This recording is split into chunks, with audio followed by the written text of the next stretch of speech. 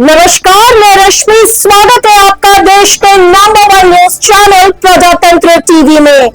पूर्व प्रधानमंत्री, वर्तमान प्रधानमंत्री, निरंतर प्रधानमंत्री, राष्ट्रपति भवन के लाल कालीन से गूंजा फिर एक बार, मैं नरेंद्र दामोदर दास। 9 जून 2024 की तारीख, घड़ी में 7:25 हुए और राष्ट्रपति भवन के लाल कालीन से फिर से वह आवाज गूंजती है, मैं नरेंद्र दामोदर दास मोदी।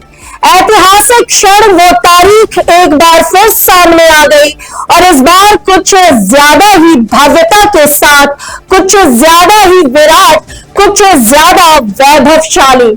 नरेंद्र मोदी ने जब आज तीसरी बार पीएम पद की शपथ ली अपने 72 मंत्रियों के साथ, जिसमें से 36 राज्य मंत्री, 27 पिछड़े वर्ग के मंत्रियों एवं 5 अल्पसंख्यक मंत्रियों ने शपथ ली, तो राष्ट्रपति भवन की दीवार, मीनार, मेहराब और हर दरवाजे पर कामयाबी का नया इतिहास लिखा गया।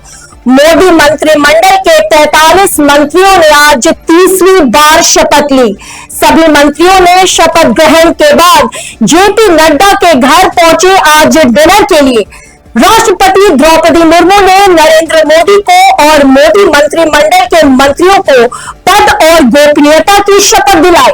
पद के साथ साथ गोपनीयता इसलिए जोड़ा जाता है क्योंकि सरकार चलाते समय आपको कई ऐसी जानकारियां मिलती है, कई ऐसी चर्चाएं, कई ऐसे फैसले जिनके बारे में आपको मौन धारण करना पड़ता है या सिर्फ सही जगहों पर चर्चा करनी होती है। इसलिए पद और गोपनीयता की शपथ सभी मंत्रियों को दिलवाई गई।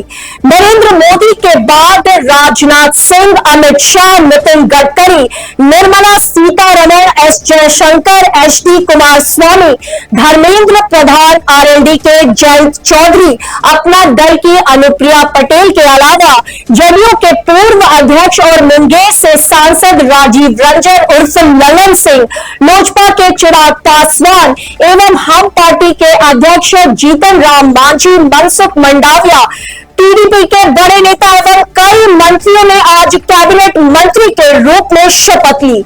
विदेशी मेहमानों में मालदीव के राष्ट्रपति मोहम्मद मोइज़ू, बांग्लादेश की प्रधानमंत्री शेख हसीना, श्रीलंका के राष्ट्रपति रानिल विक्रमसिंघे, नेपाल के प्रधानमंत्री पुष्प कमल दहल, भूटान के राजा जिग्मे खेसर नामग्याल वांगचुक, सेशेल के उपराष्ट्रपति अहमद अफीक और मॉरिशस से प्रधानमंत्री प्रविंद जगन्नाथ शामिल रहे।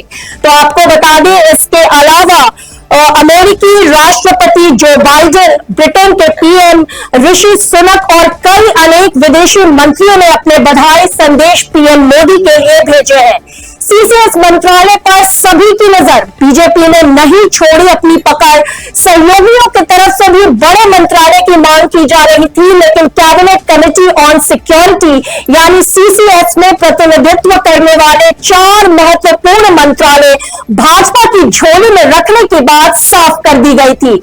11 मंत्रियों को सहयोगी दलों से लिया गया। सीसीएस में प्रतिनिधित्व करने वाले 4 मंत्रालय रक्षा, गृह मंत्रालय, वित्त और विदेश मंत्रालय हैं।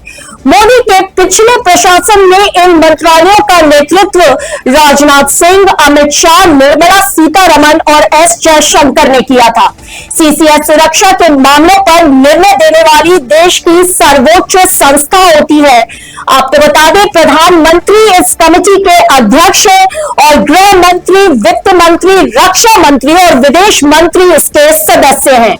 देश की सुरक्षा संबंधित सभी मुद्दों से जुड़े मामलों में अंतिम निर्णय कैबिनेट ऑन सिक्योरिटी का ही होता है। इसके अलावा कानून एवं व्यवस्था और आंतरिक सुरक्षा से संबंधित मुद्दों पर भी सीसीएस का ही अंतिम निर्णय होता है। कामगार से लेकर कलाकार तक शपथ ग्रहण समारोह से पहले सुबह बापू की समाधि पर नमन करने के बाद पीएम मोदी ने अटल बिहारी वाजपेयी की समाधि पर पुष्प अर्पण कर अटल के आदर्शों को प्रणाम किया। तो वहीं वॉर मेमोरियल जाकर देश के वीर जवानों को सलाम किया। इसके बाद शुरू हुआ एक ऐसा उत्सव जिसमें विदेशी मेहमानों से लेकर देश के फिल्मी सितारों और उद्योगपतियों को एक ही चौहद्दी पर एकत्रित कर दिया, जिसमें कई बड़े नाम शामिल रहे, जैसे कि फिल्म अभिनेता शाहरुख खान। हर वर्ग के लोगों को इस समारोह का न्योता भेजा गया था। सत्ता पक्ष और विपक्ष के साथ ही जानी मानी हस्तियों को भी आमंत्रित किया गया। पद्म से सम्मानित हस्तियों से लेकर फिल्मी हस्तियां, आदिवासी महिलाओं, केंद्र सरकार की योजनाओं के लाभार्थियों, सेंट्रल विस्टा में काम कर रहे कामगार, सभी इस अद्भुत क्षण के साक्षी बने। हालांकि आपको बता दें, चुनाव के बाद अक्सर ऐसा होता है, कहीं खुशी कहीं गम का माहौल। बट इस बार का जो लोकसभा चुनाव 2024 रहा, वो कहीं खुशी कहीं गम नहीं, बल्कि शायद हम कहें हर खेमे में कुछ न कुछ खुशी बिखेरता नजर आया।